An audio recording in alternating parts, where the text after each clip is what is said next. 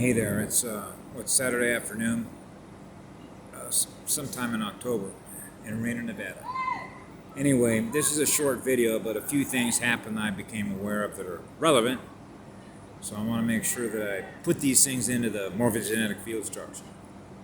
Number one, intuition is what we call a looking glass. Alice looking glass. Out there at the CERN facility, they're on the border between France and Switzerland. They have looking glass, Alice. Okay. The looking glass simply means is that if you look at all the potential timelines that humanity is on, okay, so if you go back, say, 50, 60 years, what it is a measurement, okay? What we're talking here is about directing consciousness, okay? Consciousness that can be measured what? On a density scale, which is a scalar scale, which is a vibrational scale, which is perception scale, okay? Now they didn't get the timeline. As I mentioned, I've known this since I was a child, okay? And you'd be surprised, most people wouldn't believe it because they simply just don't understand how this works, okay? But I have a built-in looking glass, but it is a big looking glass, okay? And I'll give you an idea. Imagine you're 8 years of age, and it's 1959. And imagine that there's, just for the sake of figures, say there's 4 billion people on a planet that are in a biosphere, which represents 4 billion units of consciousness. Imagine that you can make a quantitative scalar measurement of how much consciousness energy is being used to collapse our own timeline, and how much light is required in order to prevent it from collapsing. That's a scalar measurement. I have the ability to do that. Okay? That means that what I saw that is happening right now, and I mentioned this before, I knew this as a child. These are measurements that you take and you anchor your timeline as you go because you're vectoring. You're vectoring energies. Because, remember I mentioned like being a sponge? Which means that I'm absorbing the energies that represent all the potential timelines that I'm aware of and able to quantify the amount of energy, if you will, how much light is being gained, how much light is being lost, how much light is being gained, how much light is being lost. But this is on a quantum level, okay? On a dimension level. Remember I mentioned a couple weeks ago, I was experiencing through my heart, my soul, okay? I was experiencing all the light going up in the entire Milky Way galaxy. How are you able to read something on that scale? The vortex. Remember, my heart is connected to the heart of the goddess. So you think the goddess isn't aware of that? Of course she is. That's the benefit of being hooked up with a goddess. Okay? Okay? It's like you're with her consciousness.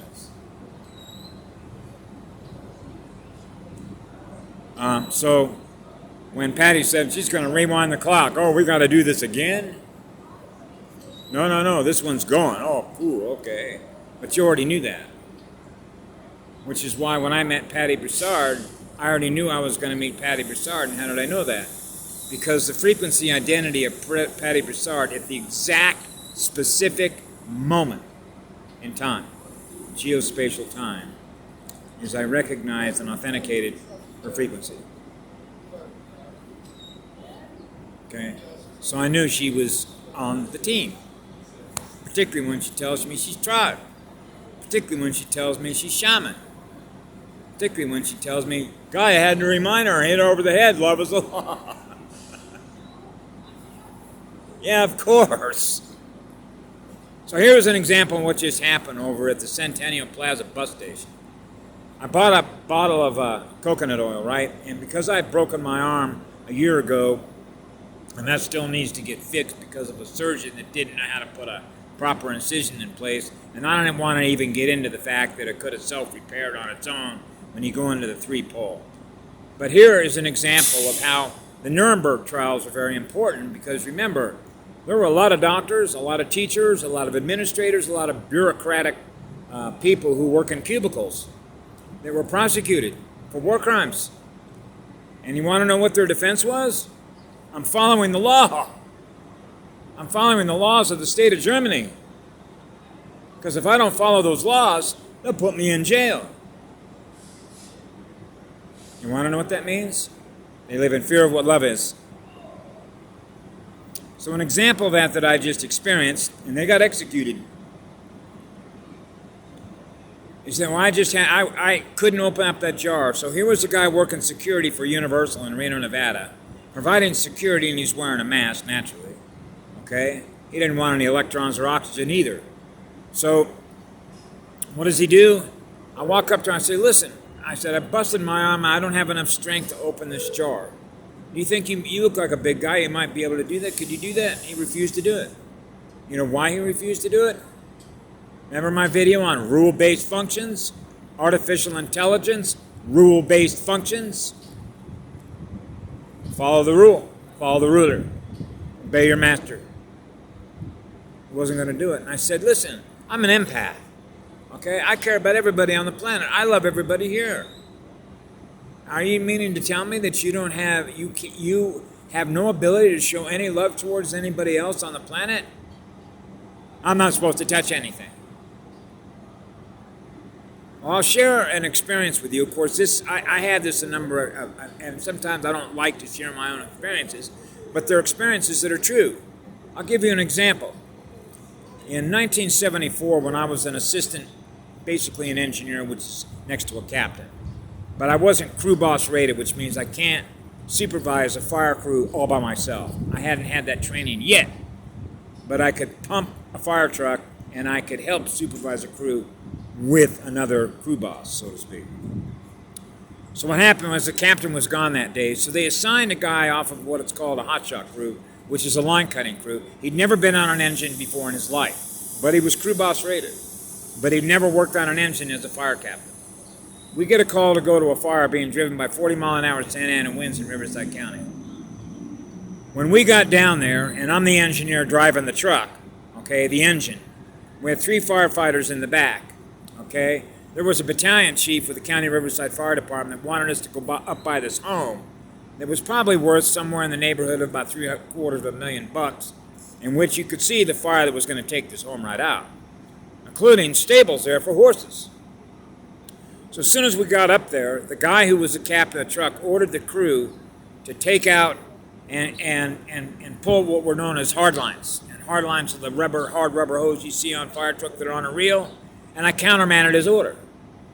Because the crew had worked with me with the captain that was sick that day, I told the crew to grab the 1.5-inch line and connect up a supply line to the standpipe that was about 20 feet away or we're going to lose this home. They followed what I had said. So we hooked up the engine so we had a source of supply of water, because when you're running 1.5-inch hose, which is high volume, and you're running 2 of them, okay, you're going to run out of water pretty quick. We saved the home. We would not have saved the home, okay, if we would have followed the orders of that captain. That's when the rule-based functions goes out the window. Okay, you know how everybody wants to follow the book. Okay, there are higher laws in the cosmos. We don't want to see anybody lose their home. So when that family comes home, that home is still there. So we don't have to experience some small child losing their horse, losing their bed at night that they can't sleep in to know they're comfortable with mommy and daddy. I couldn't face that, because that picture is in my mind when I'm sitting in that fire truck and he's wanting to do that. I'm already picturing the future of what that family is going to experience as a result of what that guy said. That's a looking glass. This is where we have choices because of the speed at which we run to know the future event. So I got called to the carpet the next day about chain of command, rule-driven functions. I countered the chain of command. A lot of guys get thrown out of the military because of that. Okay? Now, in this particular case, I happen to have a fire management officer who took a good liking to me and thought that I was valuable to the organization. So he simply told me, what you wanted to do was correct, because we saved the home. Because imagine what would happen if the home wasn't saved and there was an investigation. Because the bat chief, who was telling us to go up there and save the home, remember, if they lose that home and those parents come home, they're going to be asking questions. So they'll be coming to the captain of the engine crew I was on, asking questions. So they start asking me, and they say, did you know any better? Yeah, I did.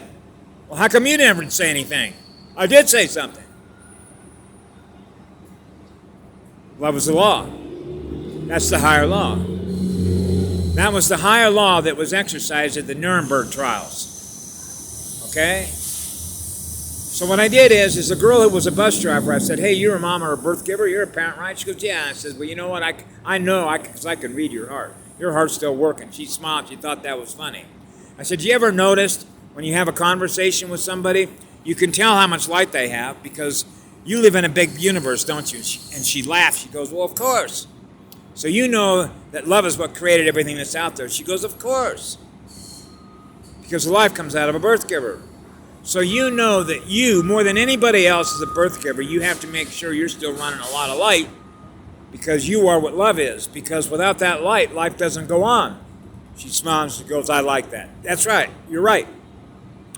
So here's a measurement of how much light somebody's running.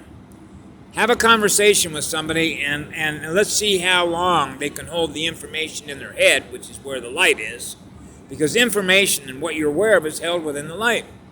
So if somebody cuts you off because they can't hold that much information in their head, like 4 sentences, 1 paragraph, half a page in a book, they're cutting you off because they can't hold that much information in the light. That means they're not running very much light, are they? She started laughing. She goes, of course. I love that. Now we're back to tunnel vision. Now we're back to hyperdimensionals. Geospace. How much geometric space? How much geometric space are we filling up with light? Which is what love is in living spirit. So I mentioned how this is how the golden rule works. What I do to you, I do to me. They didn't learn but by living in fear of what love is. To show love towards others, okay, you're draining your own battery.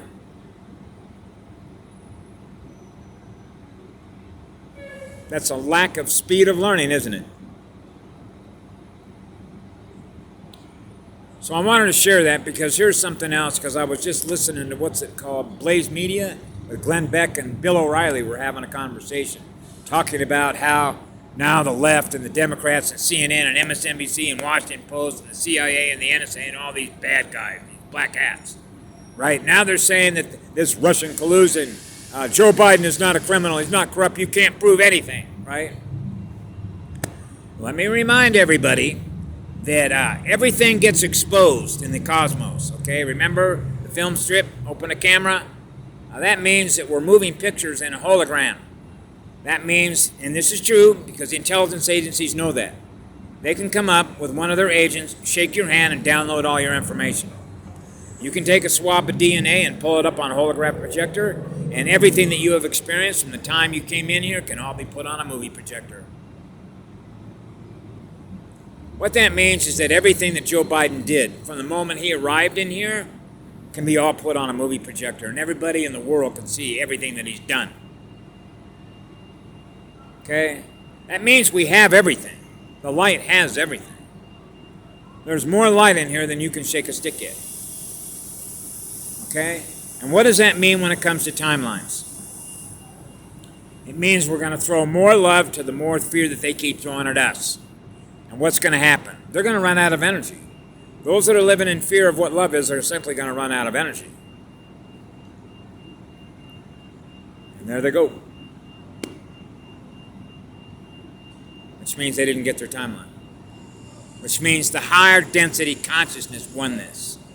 There is enough higher density consciousness that is running in here.